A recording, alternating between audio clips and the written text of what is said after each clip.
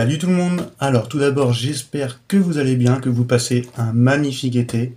Je reviens vers vous pour une petite canalisation cette fois-ci. Il y aura également une guidance, mais j'aimerais ne pas m'arrêter sur les parcours des liens d'âme.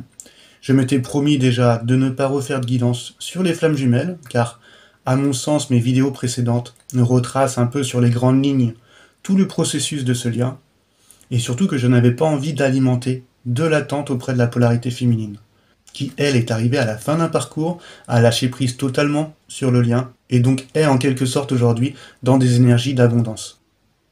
Tandis que la polarité masculine, lui, a mis en lumière vraiment les choses qui lui convenaient plus, et il avancera vers lui quand ce sera le bon moment justement pour lui. Donc si vraiment je reviens vers vous aujourd'hui, c'est que j'ai une canalisation à vous partager, car je ressens qu'on arrive vraiment à une étape charnière, et que personne n'échappe à cela. Tout le monde est appelé à retourner à soi. Qu'on soit flamme jumelle, âme sœur, en lien karmique ou non, les énergies de la Terre de toute façon nous poussent à nous défaire de ce qui nous convient plus, de ce qui nous correspond plus. Et plus on sera en résistance à ce changement, plus ça sera difficile à vivre. Donc on sait bien que l'ego n'aime pas vraiment le changement. Il n'aime pas remettre en cause ses croyances, il préfère avoir raison et donner tort aux autres. Le souci, c'est qu'on lui a donné en quelque sorte le pouvoir d'incarner un personnage, dans lequel on s'est identifié. Et c'est le moment pour nous de s'en défaire, qu'on ôte enfin ce voile. Je tiens à préciser qu'aujourd'hui, on traverse un portail énergétique, on est le 8 août, donc il faut espérer que cela donnera l'impulsion d'acter et de mettre dans la matière nos nouvelles aspirations. Et cela peut passer par de grosses prises de décision. Tout d'abord, en fait, il suffit d'observer un petit peu autour de nous. Nos relations changent. On peut s'éloigner de certaines personnes de notre passé. Des personnes changent aussi radicalement d'orientation professionnelle. Il y a les couples aussi qui remettent un peu les choses à plat. Car aujourd'hui, ils ont pris conscience de ce qu'ils voulaient, mais surtout de ce qu'ils ne veulent plus. Il y a certains même qui se séparent, car le lien ne leur correspond plus. On se recherche, et on tente tous à se reconnecter à soi. En fait, là, on ne peut plus faire semblant. Il faut être vraiment dans l'acceptation de ce changement, car on est tous amenés à retourner vers une authenticité. Alors bien sûr, certaines personnes continueront de résister, car le mental est trop fort. Et cela arrive souvent dans le cas d'un passé souffrant. L'ego est vraiment très important, car il a été mis en place pour se protéger. Donc on va refouler nos émotions, on va continuer un peu à juger, à critiquer, même à se victimiser. En fait, on continuera dans les mensonges. Quand je parle de mensonges, c'est pas forcément les mensonges par rapport aux autres. Déjà, se mentir à soi-même, c'est déjà une trahison. On continuera également dans la manipulation. Enfin, tout ça, ça alimentera en fait disputes, conflits, et surtout en fait un mal-être important pour les personnes qui seront en résistance. C'est pour ça qu'il est temps de lâcher prise sur ce qu'on le ressent et ainsi s'écouter. Et quand je parle de s'écouter, je ne parle pas d'écouter le mental, encore une fois, c'est beaucoup plus profond que ça. C'est d'être à l'écoute de son intérieur, de nos ressentis, et donc également de nos émotions. Donc on va aller voir quand même tout de suite la météo énergétique du moment, pour voir si on n'est pas trop éloigné de la canalisation, et surtout pour avoir quelques clés sur les énergies qu'on traverse tous en ce moment. Donc je rappelle que cette guidance parlera bien sûr aux liens d'âme, mais également à tous ceux qui avancent vers cette transformation. Allez, c'est parti, toujours avec mon petit tarot des druides. J'ai pas changé. Zou, hop. Et on va commencer par les énergies générales du moment. Voilà. On va aller voir la météo énergétique de cette grande soupe dans laquelle on fait tous partie. Et on va aller voir par quoi on traverse. Hop, c'est parti. Alors, énergie générale du moment. Ouais. Boum. Ah, la grande prêtresse. Donc la grande prêtresse, c'est vraiment, vous voyez, hein, on est dans l'accueil. Elle représente le féminin divin. On est à l'écoute de son intérieur. J'aurais pas pu tirer presque une meilleure carte en fait. C'est le moment de s'écouter. D'écouter dans nos profondeurs, d'écouter nos intuitions, notre sagesse intérieure. Donc c'est un peu le moment d'équilibrer un petit peu notre magicien et notre grande prêtresse. Notre magicien qui, lui, va avoir le pouvoir de prise de décision et d'acceptation des choses. Donc accepter le changement, et puis prise de décision parce que on va faire de nouveaux choix, on va prendre de nouvelles directions. Et il va falloir équilibrer avec le pouvoir de réflexion et de profondeur de la grande prêtresse. Donc le conseil de cette carte, c'est voilà, soyez ouverts vraiment à votre intuition, à vos rêves, à vos ressentis. Donc on va aller voir un petit conseil, pourquoi pas, un petit conseil pour renouer avec son être, justement. Hop, un petit conseil pour pouvoir se reconnecter à soi. C'est parti. Hop, un petit conseil. Pour pouvoir se reconnecter à soi.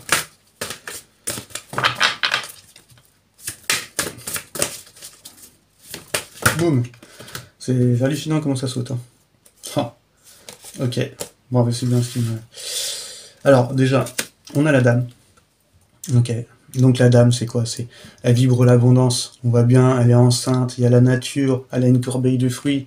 Elle est dans la fertilité d'un nouveau projet, d'une guérison. C'est s'ouvrir à l'amour, cette carte. Et à la confiance et à l'abondance. C'est aussi une carte intellectuelle, où on va prendre en considération justement la prise de décision, d'acceptation du changement avec le magicien. On va écouter nos intuitions, notre profondeur avec la grande prêtresse. Et après on arrive au 3, où on va essayer un petit peu de comprendre tout ça et d'intellectualiser. Essayer de stabiliser. C'est les prémices en fait d'un nouveau cycle de stabilité et encore une fois d'abondance. Pour la concrétisation justement de nos désirs, de nos projets ou de nos nouvelles idées. Donc le conseil avec cette carte, c'est vibrer l'abondance et vous vivrez cette abondance. Et ce qui est marrant, c'est que juste après, on est tombé sur le prince de Pentacle. Alors le prince de Pentacle, le Pentacle, c'est une énergie de la Terre. C'est des énergies qui sont très lentes, mais très pragmatiques. Ça veut dire qu'ils réfléchissent à tout avant de se décider. C'est le seul cavalier, comme vous voyez, qui n'est pas au galop ni au trot. Il est statique, car c'est une énergie réaliste. Donc il va ramener un petit peu ce côté pratique dans son approche. Il va ramener cette patience et tout ce côté un peu méthodique justement pour que ce projet, ce nouveau cycle, donc c'est une énergie de la Terre aussi, elle peut faire appel également à améliorer justement votre santé grâce à l'exercice, à une bonne nutrition. Donc avec ces deux cartes, on vous donne comme conseil de vraiment vibrer cet amour, cette abondance, et de réfléchir justement correctement à vos projets, à vos désirs, afin d'entamer justement ce changement sur des bases saines. Et puis avec cette carte, on va faire appel un petit peu à votre patience, à votre côté méthodique. Et surtout, ce qui me parle un peu plus, c'est surtout de prendre soin de soi, de s'éloigner de ce qui un peu vous est toxique. Vraiment de parler de santé et de bien vous nourrir, de ne pas aller dans des addictions. En fait, de prendre soin de son corps, tout simplement. De le ressentir et de faire vraiment qu'un avec lui. Donc c'est un très beau conseil qu'on nous donne là, vraiment pour les énergies du moment. On va également aller voir en fait ce qu'il nous faut accepter. Ce qu'il nous faut accepter et donc travailler pour aller vers cette abondance. Donc, on va aller voir ça tout de suite. Alors, hop, ce qu'il nous faut accepter. Voilà. Et travailler. C'est parti. Bien quand la carte saute.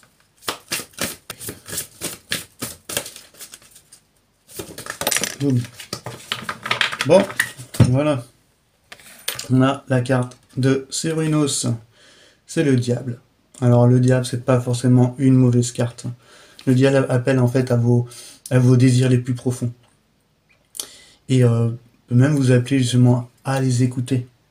Cette énergie bien utilisée est un potentiel pour l'abondance également et la libération. C'est la force de vie, c'est la vitalité, mais dans son mauvais côté, c'est le matérialisme, c'est l'obsession, les addictions. C'est quand on ne contrôle plus justement tous ces désirs et que c'est les désirs qui nous contrôlent. Mais c'est vraiment l'appel à s'éveiller, à la responsabilité. Donc je pense qu'elle va parler, en fait, il y aura deux sortes de travail, un peu plus pour la polarité féminine et la polarité masculine. On va appeler à la polarité masculine avec cette carte justement de ne plus être enchaîné des énergies qui sont autour de lui qui pourraient lui être toxiques, de s'écarter, pourquoi pas, de ces potentielles addictions qui l'empêchent d'avancer. Et du côté de la féminine, ce sera plus le côté, vu qu'il y a eu un gros travail sur soi, ce serait plus le côté de pas refuser le monde, en fait. De pas tomber dans un ego spirituel. Euh, il faut accepter le monde tel qu'il est, avec malheureusement sa cupidité, son matérialisme.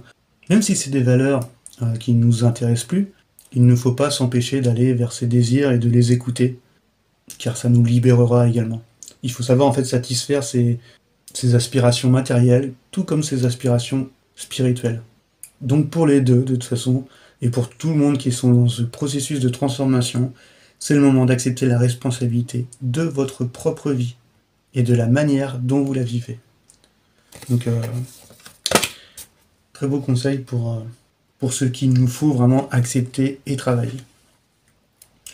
On va aller voir maintenant sur le fait un peu plus en profondeur sur ce qu'il faut guérir réellement. Pour aller vers cette abondance, pour aller vers cette transformation, d'équilibrer sa part masculine et féminine. Qu'est-ce qu'il nous faut guérir avant tout pour aller vers ce changement? C'est parti.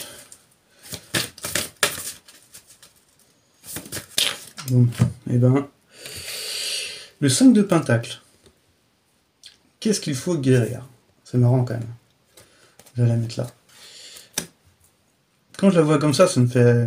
Bon, de toute façon, je vais vous montrer. Hein. On voit très bien que c'est une femme qui a l'air triste, voilà. Comme si qu'elle avait perdu quelque chose. Et c'est vraiment la carte qui exprime une énergie un peu de dissolution. Et ça rentre parfaitement avec la guérison. Parce que avant de pouvoir en fait se transformer en alchimie, tout passe par une dissolution. Donc pour ceux qui traversent vraiment des moments difficiles, des difficultés, que ce soit matérielles, ou des ruptures, il faut savoir qu'en fait que la perte est aussi nécessaire que l'édification ou le gain. Ça va amener justement un tournant dans votre vie.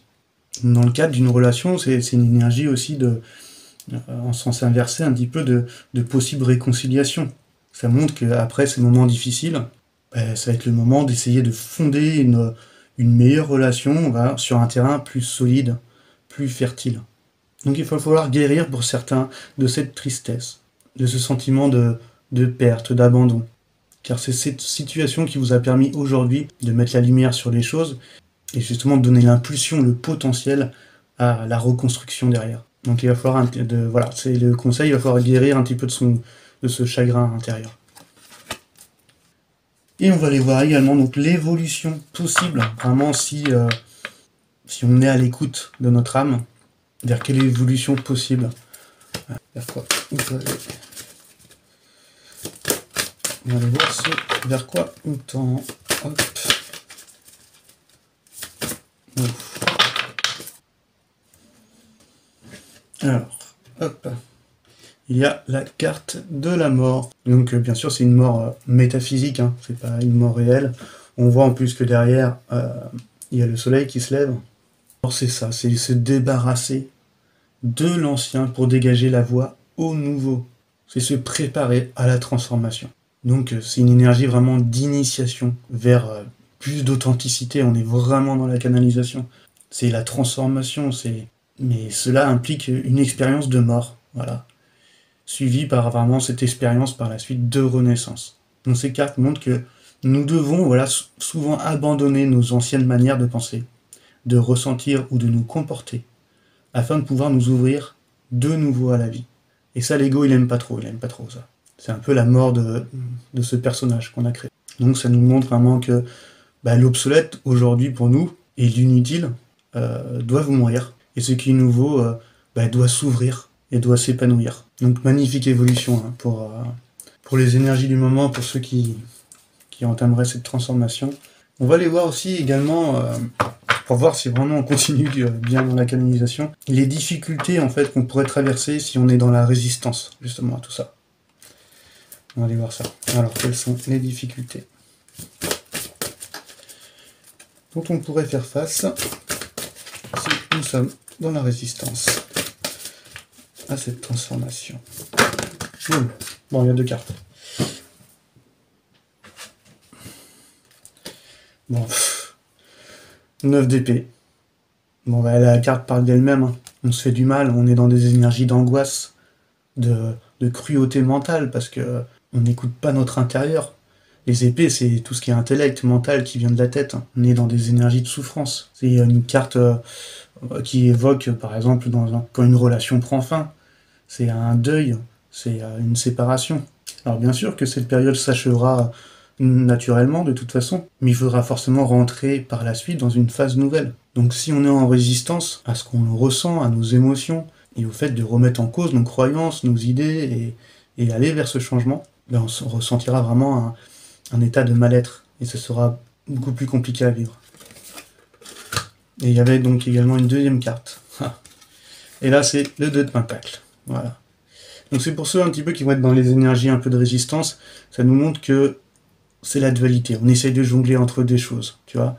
Et comme si on cherchait un équilibre entre nos anciennes aspirations et nos nouvelles aspirations. Mais qu'on voulait pas prendre de choix. On ne voulait pas prendre de décision.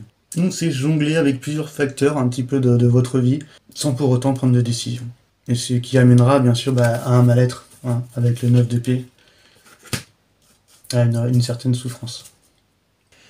Et pour finir, j'aimerais bien quand même terminer avec un petit message de la Terre. Voilà. Parce que là, je parle un petit peu des énergies globales, enfin générales, qui sont terrestres, hein, et dont tout le monde fait face en ce moment. Donc, je pense que l'oracle de la sagesse de la Terre va être le bienvenu. Hop, c'est parti.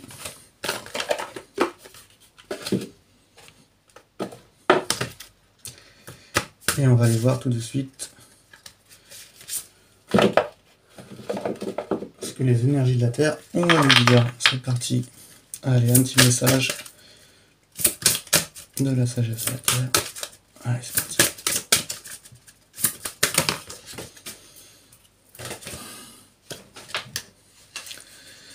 Hop. Alors, on a la connexion au divin. Bon, je pense également que la carte part d'elle-même. Je vais vous lire le petit résumé. Alors, plutôt que de chercher une guidance à l'extérieur, ce qui peut vous exposer à des interprétations erronées ou vous fait dépendre de quelqu'un d'autre, attelez-vous au renforcement de votre propre connexion au divin. C'est votre meilleure boussole, le plus fiable, le guide intérieur que vous pouvez toujours suivre. Donc ça montre bien que justement que toutes ces guidances qui peuvent des fois alimenter de l'attente dans ce genre de parcours à retour à soi, il faut savoir que c'est votre propre boussole intérieure qui détient la vérité. Donc vous vous suffisez à vous-même, vous êtes votre meilleur guide. Et c'est pour ça que l'énergie de la Terre vous pousse justement à vous écouter, à être dans cette intériorité. C'est la carte du féminin divin. Donc elle vous exprime la confiance que vous devez avoir pour votre connexion justement à votre être divin. Donc très beau petit message de la sagesse de la Terre. Donc je suis assez... Bon, c'est bien, je m'impressionne moi-même, mais impressionné du fait que ça parle totalement avec les énergies du moment, même si elles sont générales et que ça va pas parler forcément qu'au lien d'âme. Donc on voit là avec toutes ces cartes qu'il est important de s'éloigner de ce qui nous éteint, donc, que ce soit avec le diable, nos addictions, de ce qui nous ramène vers le bas, de s'écarter de ce qui nous est toxique, et d'aller justement vers de belles énergies, des énergies d'abondance. En fait, toutes les énergies nous procurant un bien-être. On s'aperçoit des fois qu'il suffit de peu. Hein. De toute façon, avec le diable, c'est ça nous tente. Il suffit de peu pour que des mauvaises énergies nous affectent. Le simple fait déjà de rester dans des relations qui ne nous conviennent plus alimente cela. Que ce soit aussi tout ce qui est réseaux sociaux, avec toute la haine et la peur qu'on y déverse. Je vais même aller plus loin, il y a même les informations à la radio, à la télé, qui eux rabaissent nos énergies presque quotidiennement, et n'alimentent que de la peur, encore une fois, des inquiétudes et des doutes. Donc éloignez-vous de tout ça. Vous voulez pas forcément en parler, mais il y a également toutes ces vidéos qui vont être très futiles. Alors même si c'est pour se divertir à la base, mais c'est un fourre-tout de tout et n'importe quoi. Je citerai pas le nom du site, hein, mais je pense que vous allez le reconnaître. Et ça nous maintient dans un état un petit peu d'hypnose, qui nous éloigne vraiment de la véritable question, mais qu'est-ce qu'on veut vraiment, et vers quoi nous voulons aller. Alors bien sûr, on a tous conscience de voilà, que ce monde doit changer. Et la conclusion, c'est que si vous voulez vraiment réveiller l'humanité, alors il est peut-être bon que vous réveillez complètement, et pas qu'à moitié. Si vous voulez éloigner la souffrance de ce monde, alors éloignez-vous déjà vous de tout ce qui est sombre et négatif pour vous. En fait, en vérité, le plus beau cadeau que vous ayez à donner est celui de votre propre transformation. Alors occupez-vous un petit peu de votre grain de sable, si vous tenez vraiment à ce que la plage soit plus belle. Alors sur ces belles paroles, je vous laisse, je vous remercie de m'avoir écouté, et à très bientôt les alchimistes. Allez, ciao ciao.